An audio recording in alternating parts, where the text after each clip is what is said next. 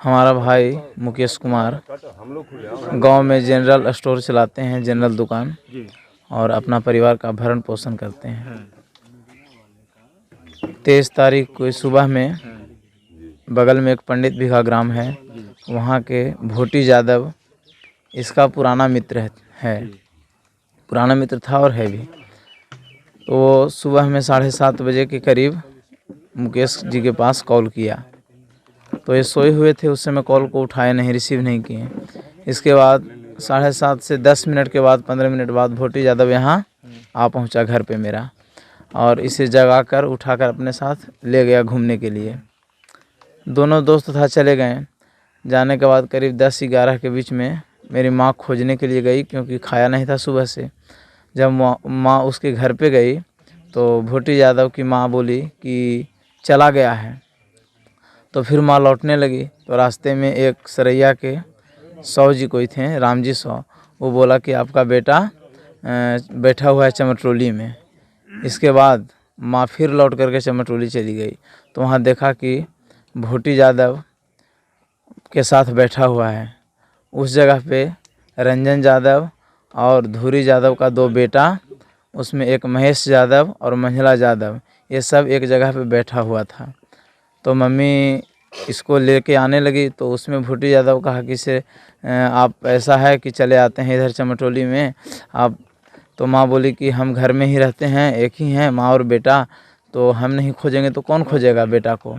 इसके लिए माँ बोली। तो फिर भोटी यादव हाथ छुड़ा ली माँ से और कहा कि आप जाइए, हम 10 मिनट के बाद इसको पहुंचा देंगे। फिर माँ ने फिक्र हो गई कि दोस्त है, पहुंचा देंगे। इसके बाद करीब 2 घंटे के बाद 12 बजे के करीब माँ स्नान करके पूजा पाठ की, इसके बाद फिर खोजने के लिए गई। तो उसके बाद फिर नहीं पता चला। उसके बाद फिर माँ सोची कहीं गई होगी, कहीं गया होगा, आ जाएगा। फिर माँ घर लौट आई। उसके बाद करीब 3 बजे 4 बजे के करीब गांव में उधर के सभी लोग लगभग जान चुके थे, हरिजन टोली में यह घटना हुआ। और वहाँ के सभी लोग करीब 12 से 1 के बीच में घटना हुई। 1 बजे के बाद सारे हरिजन टोली में उधर लोग जान गए थे, लेकिन इधर कोई खौफ से नहीं आया कहने के लिए। जो वो ज़्यादा वे मर्डर में थे, ये बंदूक लेकर के सरेआम 10-20 बार घूमा है और लाश लेकर के घुमाया गया है भी। और इसके डर से कोई, मतलब हमारे गांव में इन्फॉर्मेशन तक हम लोगों को नहीं मिला कि आपका बेटा मारकर फेंका गया है।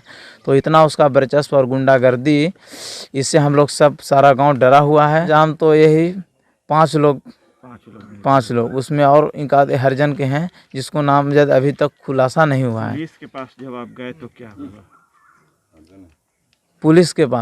पुलिस के पास हम लोगों ने गया तो थाना प्रभारी इसका खुलकर सपोर्ट कर रहे हैं।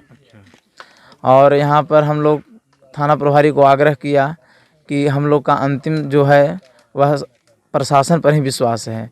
तो प्रशासन भी इसका कोई समर्थन नहीं कर रही है और इसकी कार्रवाई नहीं। एक भोटी यादव जो बुला कर ले गया उसको अरेस्ट कर लिया है। इसके बाद हम लोगों ने नाम जो दिया उसको कोई अरेस्ट नहीं, और मुरेठा बांध कर खुला घूम रहा है। और हमारे गांव से लोग बाज़ार जाते हैं, सरैया बाज़ार, तो बीच में टेक करके उसको डराता है, धमकाता है, और गाड़ी से ओवरटेक करके उसको मतलब कि माइंडली डिस्टर्ब करता है। जी। और प्रशासन कोई भी इसकी सुरक्षा। 10 दिन पहले मुझे सूचना मिली थी, जानकारी हुई कि यहाँ विकास कुमार नाम के व्यक्ति की हत्या कर दी गई। तो मैंने जानकारी जब हुई तो उसके कल मॉर्निंग होकर के, जानकारी रात में 10 बजे हुई थी, मॉर्निंग में सुबह वहाँ उस गांव में उतरावा में गए। जाने के बाद मैंने कारण पूछा कि कैसे क्यों हत्या हुई, तो वहाँ जानकारी गांव वाले से मिली। यहाँ पहले से कुछ आपसी रंजिश पहले से चला रहा था। कुछ दिन पहले होली के समय में कुछ झड़प इन लोग के बीच हुई थी, और उसी झड़प के बाद आज सुबह में उनसे मैंने पूछा तो ये लोग बताया कि सुबह में विकास कुमार जिनका नाम दिया गया है कि जो हत्यारा जिनका मुदाला जिनके नाम से है, उनको उन्होंने फ़ोन किया था और फ़ोन करके इनको बुलाया। बुलाने के बाद जब शाम तक नहीं आया तो घर वाले परेशान हो गए, और गांव वाले जब उधर ढूंढने गए इनको तो देखे कि कहीं एक झाड़ी में लाश इनका फेंका हुआ है। तो उसके बाद गांव वाले से पता चला कि यहाँ जो स्थानीय विधायक हैं उनका यहाँ दबदबा है और जो हत्यारे हैं उनका विधायक का समर्थन है। और लोकल जो थाना प्रभारी हैं यहाँ उनका भी मिलीभगत रहता है।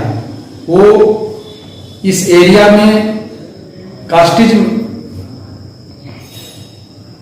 टाइप से करते हैं कि किसी को इन लोग का जैसा कहना है कि जात पूछ करके अगर पूछते हैं कि हम भूमियार हैं तो ऐसे ही हेलमेट पहने भी हुए रहते हैं तो 2 लाठी जड़ देते हैं। लाइसेंस रहता है तब भी नजायज पैसा मांगते हैं। इस तरह से गांव वाले ने जानकारी दी।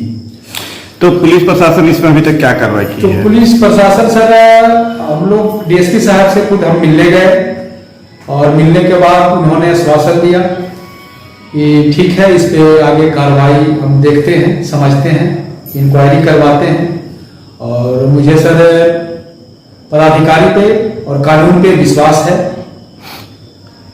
यदि ये पूरा नहीं होता है, यदि मतलब ये पुलिस प्रशासन इस पे कुछ न्याय नहीं संगत काम नहीं करती है तो क्या आगे का क्या नीति है? अगर इस पे न्याय नहीं मिलता है तो आपके चैनल के माध्यम से मैं आपको बताना चाहता हूं कि मैं गांव वालों के साथ थाने का घेराव करूंगा, डीएसपी साहब का घेराव करूंगा, धरना दूंगा, प्रदर्शन करूंगा। आपका नाम? मेरा नाम सर शैलेंद्र कुमार है। हमारा पार्टी है राष्ट्रीय जनजन पार्टी। आप उससे क्या है? मैं सर उसमें राष्ट्रीय महासचिव के पद पर हूं और हमारी पार्टी यहाँ के हर गरीब, किसान, बेरोजगार की समर्पित पार्टी है। और हम लोग यहाँ, हमारी पार्टी जातिवाद से उठकर विकासवाद पे काम करने में भरोसा रखती है और हम लोग आगे भी इस तरह से ही काम, हम लोग विकास का ही काम करेंगे।